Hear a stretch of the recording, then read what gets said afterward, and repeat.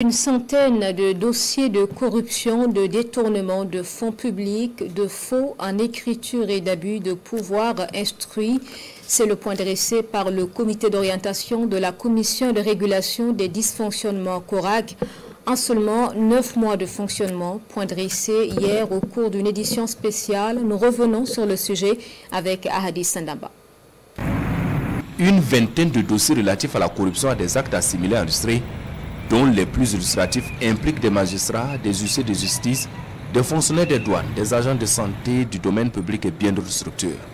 C'est l'une des révélations faites par le porte-parole du CORAC hier jeudi dans une édition spéciale de la télévision du Burkina. Des faits graves de corruption au service d'hygiène de Ouagadougou, des menaces et de l'enrichissement illicite, des malversations et des mauvaises pratiques dans la commune de Zabré, des faits de corruption et infractions assimilées, de faux et usage de faux, de surfacturation des quittances du trésor public au service départemental de l'eau de Koubri.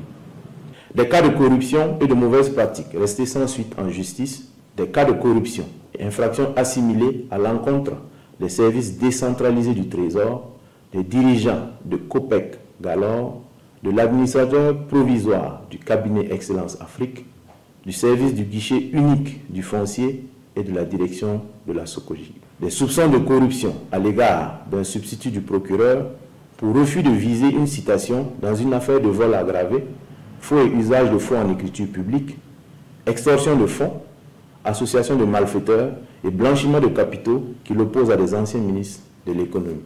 Des plaintes contre des policiers municipaux de Garango soupçonnés de tentatives d'escroquerie, d'intimidation, d'usurpation de titres, de faux et usage de faux en écriture publique et d'association de malfaiteurs.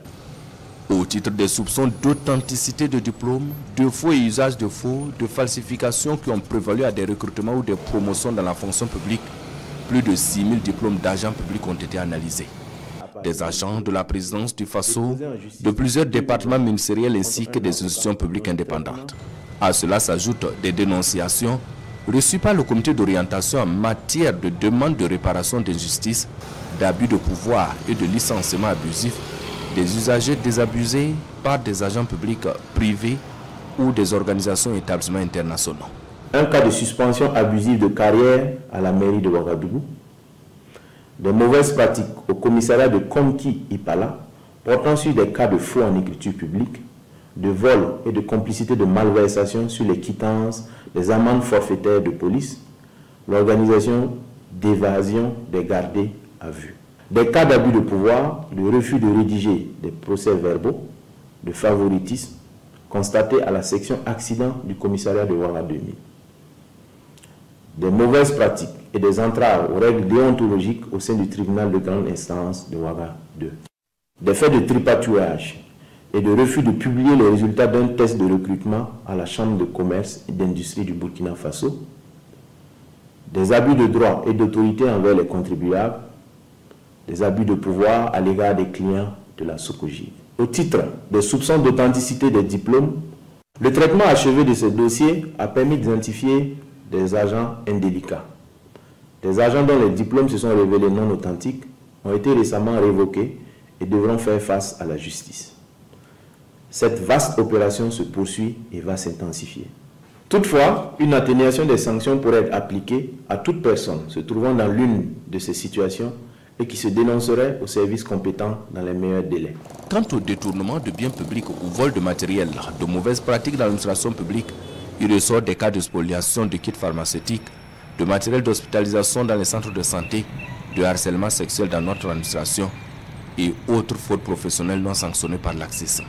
Un changement de destination de vivre destiné aux déplacés du camp Goudébo de Dori vers le service de restauration du centre hospitalier régional de Dori, révélant ainsi une complicité entre des agents du CHR de Dori, le fournisseur du restaurant du dit CHR et des agents du programme alimentaire mondial.